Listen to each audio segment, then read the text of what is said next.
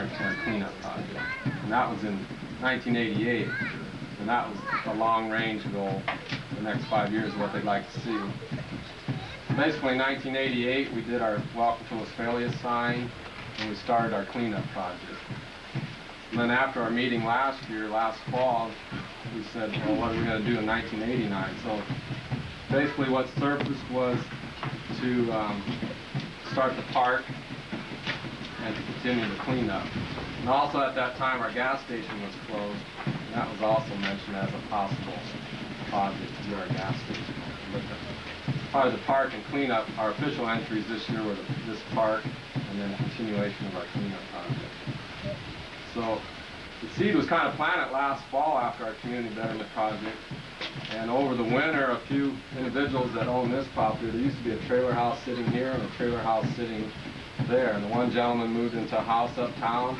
Well, actually they both did. They both built houses and sold their trailers, so there's basically empty lots here. There was a lot of weeds, cement, an old basement, the wells, there was a garage sitting here. He said, if somebody wants to put a park down on our property, we'll donate the land to the city. So the gears got in place, and basically the city said, well, we'll do the legal and abstracting fees if you donate the land. So that kind of went on through the winter.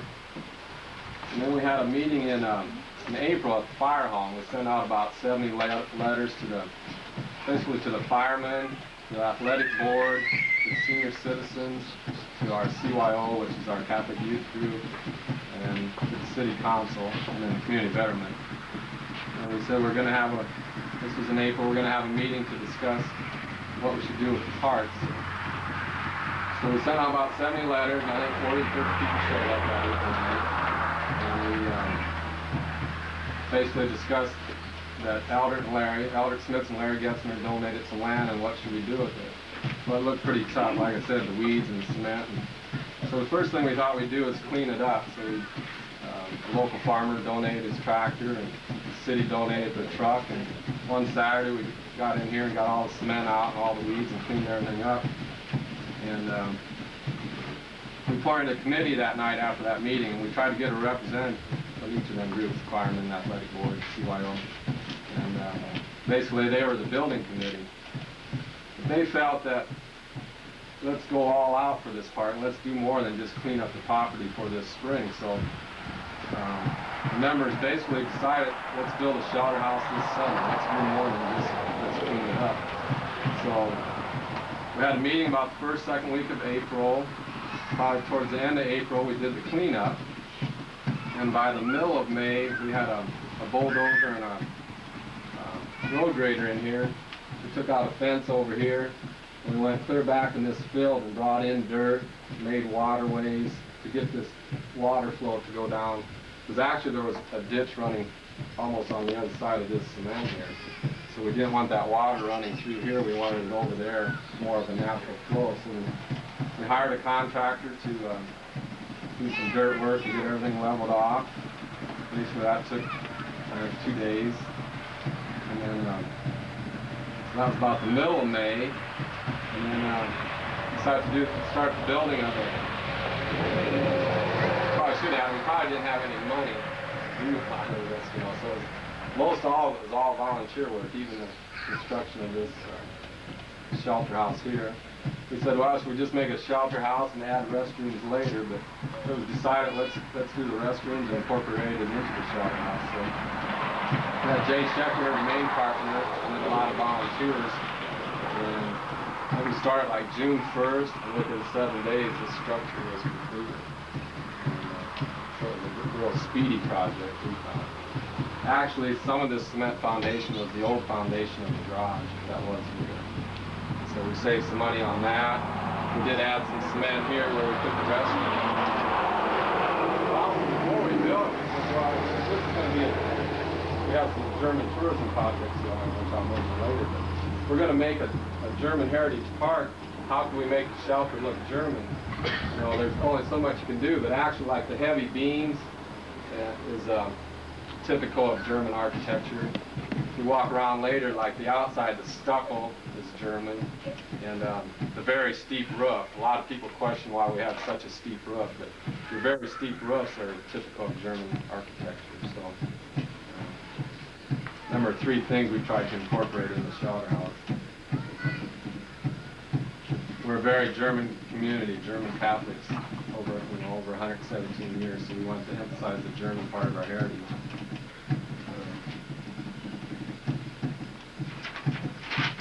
If you remember this spring, it was really dry yet.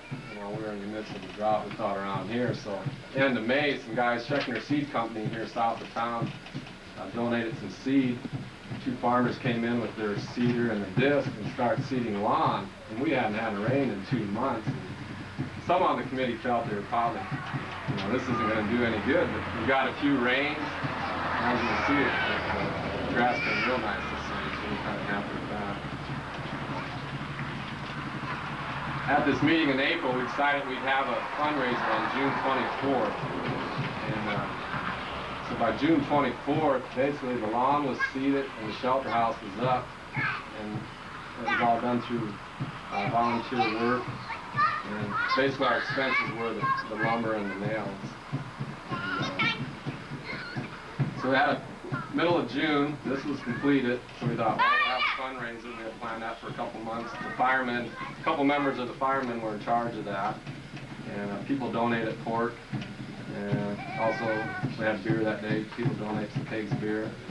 And we sent out 140 letters, and in each letter I put a ticket in there. And we charged $25 a couple and $15 for single. And I put the ticket already in there. I said, and a self-addressed envelope, if you do not wish to donate or come, send your ticket back. And I only got 15 letters back out of the 140. 125 people sent money back. So prior to June 24th, we raised $2,500 within 1 week. I sent them out about June 16th, and by June 24th, we had $2,500 raised. 10 people donated $100, 20 people donated $50. How many donated? 10 people. 20, 50. 20, 25. That was in addition to their meal ticket, basically. So the day of the fundraiser, over 100 people also brought their $25 meal ticket per couple. So we raised actually another $2,500 the day of the fundraiser.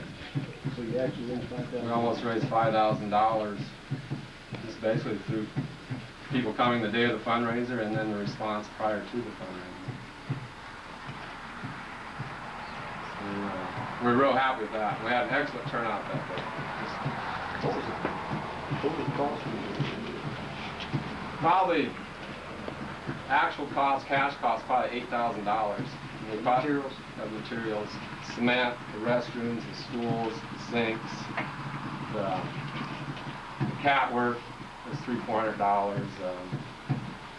Actual, probably everything cash outlay in this park was probably $8,000, and we figured probably a good $3,000 to $4,000 of non-cash donations. The grass seed was donated. The 50 trees on the border here were donated and planted by that individual.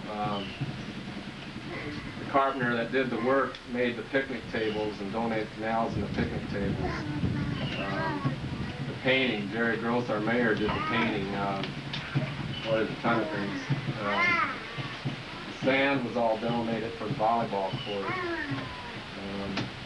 The contractors that did the plumbing and the sewer sold everything at cost and knocked $100 off their bill besides.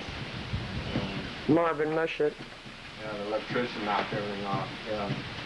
There was some poles here running, some RAC electric poles, and they came in and buried their line for us, which they probably wouldn't have done because there's only one other line house on their line, so they spent many thousands of dollars to bury some lines to just one house in this service. So we thought that was so we got rid of some poles and got the wiring underground. The telephone company helped us out. Hold on, sir.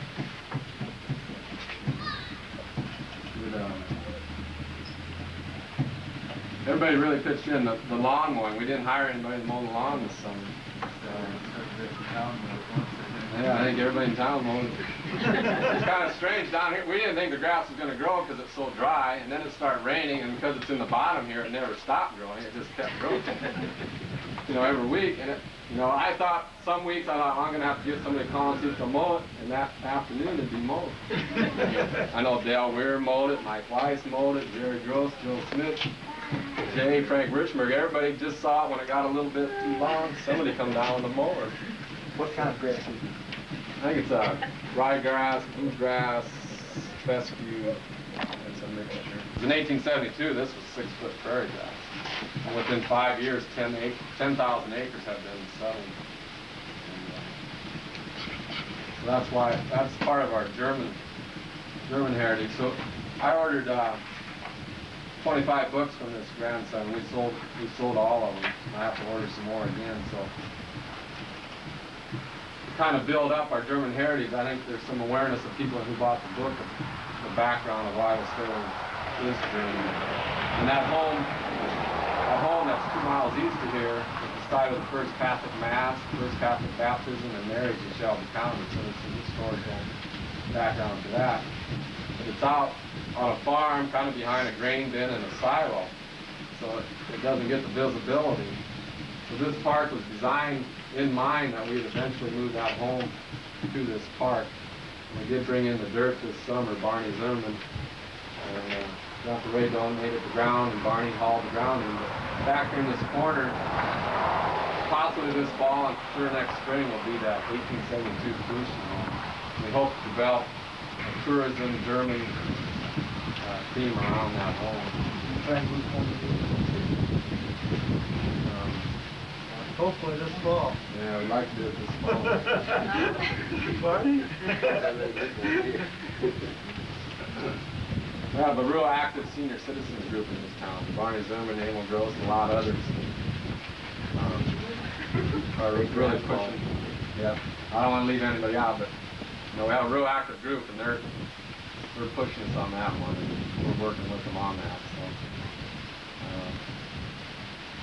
So we'd probably like to renovate it or restore it back the way it was in 1872. Then. Where do you plan to stop and We see a little bit of bare dirt back there.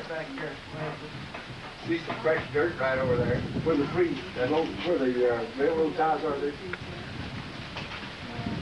Oh, not quite that far. It's right here, you can see where. Oh, okay, the dirt right behind us. Yeah. Okay. How big a house is it?